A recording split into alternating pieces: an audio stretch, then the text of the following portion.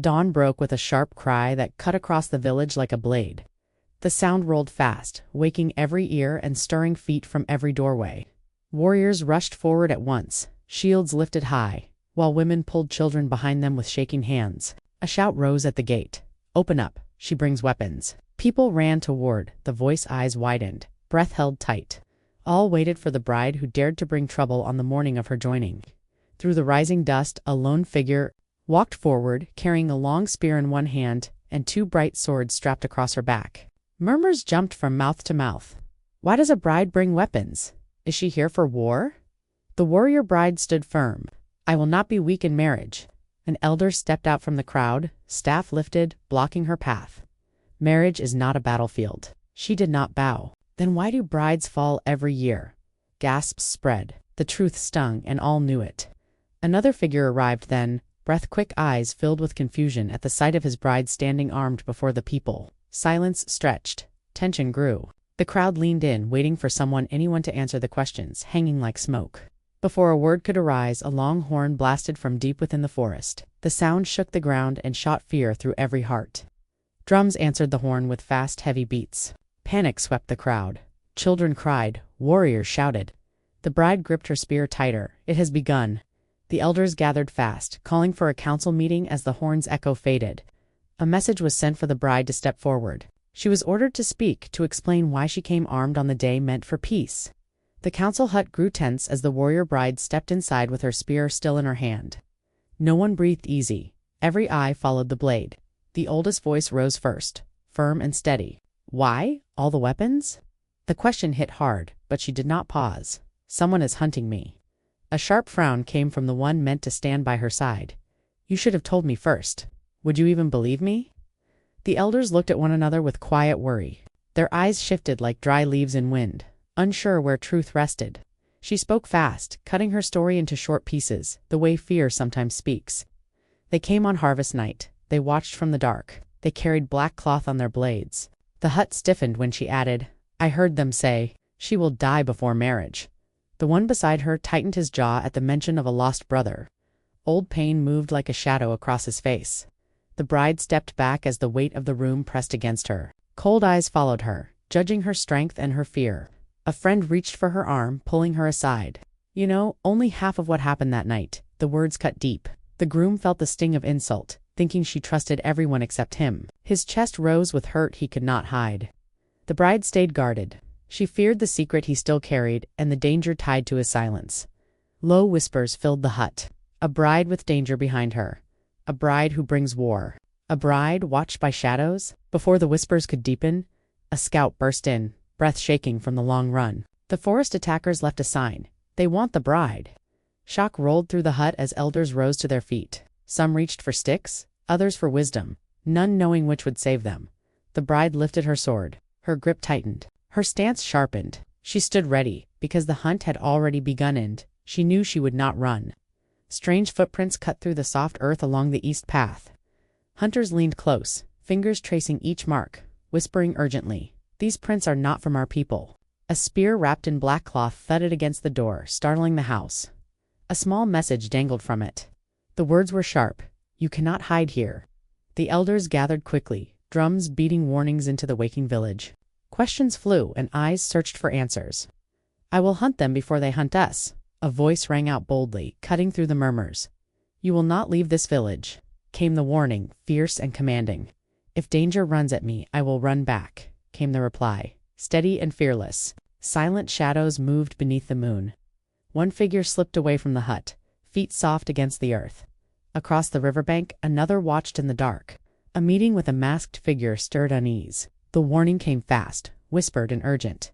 "He is hiding something from you. Is he working with my enemies?" The question rose, sharp and quick. "I don't know. But he meets them in the dark," came the cautious answer. Voices rose across the village. Some women whispered, "She brought trouble to us."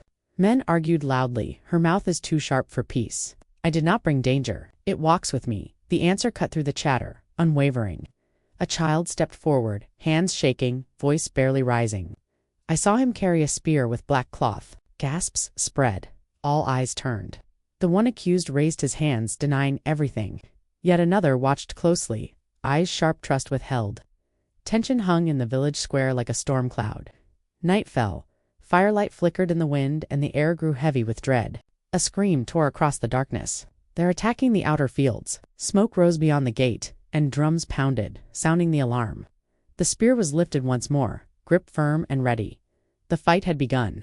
Warriors gathered in the village square, shields held tight, eyes sharp as stone. Every movement spoke of readiness. A figure stepped into the line, spears crossed across her back, standing tall and unyielding. She did not flinch at the murmurs or the tension that stretched through the crowd. The elder raised his staff, voice booming over the ranks. "Danger is not only outside, it may walk among us." A thought tugged at her heart. She turned toward the huts, drawn to one in particular. Feet moved swiftly, silently. As she entered the house that hid more than ordinary secrets, hands found a small pouch tucked away, hidden beneath the floorboards. Inside, black cloth and strange foreign coins gleamed in the torchlight. Why would he have these?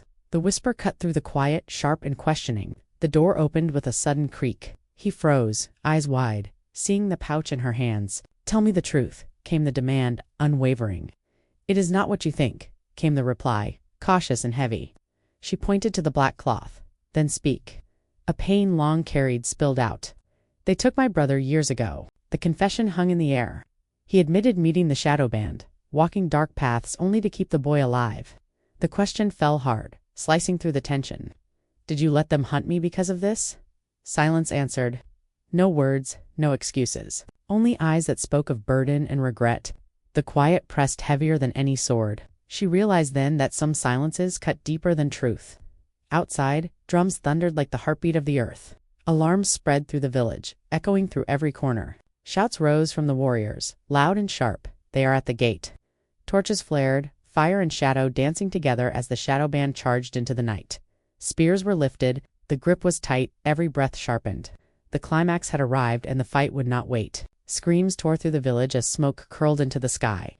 Chaos spread like wildfire. Warriors with black cloth and masks rushed through the gate, shields raised, blades flashing. Villagers shouted warnings, pushing children back, grabbing what they could, running for safety. A spear was drawn, tip glinting sharply. The figure stepped forward, eyes steady, movements swift, cutting through the panic. Another joined the line, even though doubt and mistrust had weighed heavy before. "Stay on my left," came a sharp command, slicing through the clamor. "Just don't get hit," came the quick reply. A mixture of tension and trust, rebuilt in the moment. A tall, masked figure moved through the firelight, each step measured. The fighting stilled as the mask slowly lifted. A gasp cut through the air, sharp and piercing. Recognition struck deep. Pointing with trembling hands, a voice roared. "She must die." Accusations flew, dark and bitter. "She destroyed my old village. She carries a curse," the claim repeated, echoing like thunder. A staff lifted with a shaky hand, voice firm despite the tremor. "Listen, boy, you were lied to." Truth spilled in short, sharp bursts. "Your life was built on lies. She did not destroy you. She saved you long ago." Confusion and anger twisted the brother's face, eyes darting, disbelief striking like a spear. "Someone fed you lies for years," the voice continued, steady, cutting through the smoke. Whispers rose among the crowd. Who would do this? From the shadows, a figure stepped forward, old and cold. A smile cut across his face, empty and sharp. "Fear is power." Confession came next, calm and cruel. "I wanted her dead to control both villages." Shock and betrayal shone in the brother's eyes, words failing as truth sank in. Murmurs spread, sharp and fast, as the villagers absorbed the revelation. A spear darted forward with the speed of a striking snake. "Charge!" came the cry. "For our people." The shadow band faltered, confusion breaking ranks. Lies shattered their resolve. Some dropped their weapons, fleeing into the night, while others froze, torn by new truths. The brother wavered, torn between rage and revelation, fists clenched, heart heavy. A staff flew from trembling hands, knocked aside by a swift, precise strike. One more movement, sharp, clean. The weapon was gone. The threat ended. The figure behind the attack crumpled, silence swallowing the last echo of struggle. The village grew quiet, only the smoke rising into the night sky, waiting, watching, holding its breath. The shadow band dropped their weapons, one by one, until the air was heavy with silence. Villagers stepped forward, voices rising together. "It's over now." The brother sank slowly to his knees, eyes wide, hands trembling. "What is true anymore?" he whispered, lost in the storm of lies and revelation. A strong arm wrapped around him, steady and warm. "You're safe," came the quiet reassurance. the elders called sharply, voices slicing through the tension. "Take the advisor away." The advisor shouted, twisted lies spilling from his mouth, but hands gripped him firmly, dragging him off as the crowd held its silence, tight and simmering with anger. A figure stepped forward, spear in hand, tall and unyielding. Silence fell, all eyes watching. "I will still marry, but not in fear." The voice rang clear, strong, and unwavering. Gasps echoed through the crowd as the weapons were laid down one by one. "A bride can carry strength without swords."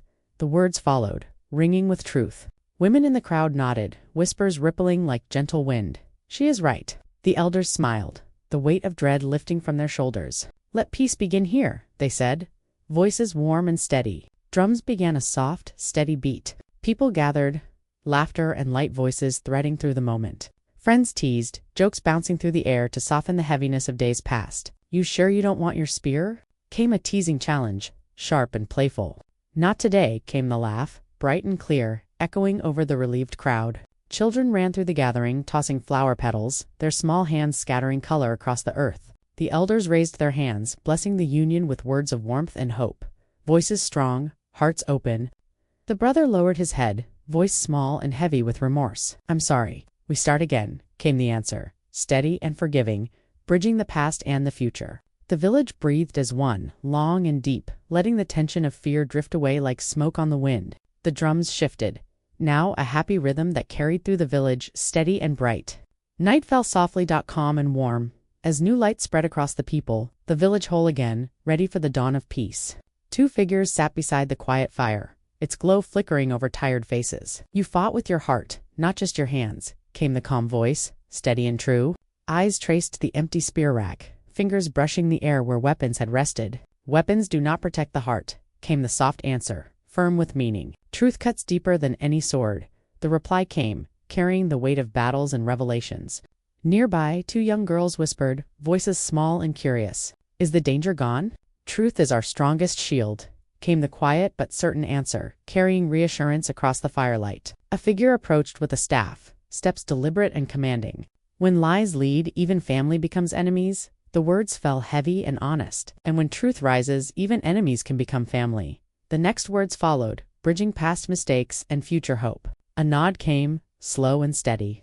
"Then we start with honesty," the voice agreed, carrying the promise of change. Rising tall, eyes bright, the final words rang clear. "And we guard peace with truth." The fire flickered, warm and steady, as the air carried the sense of beginnings, of lessons learned, and of hearts ready to heal.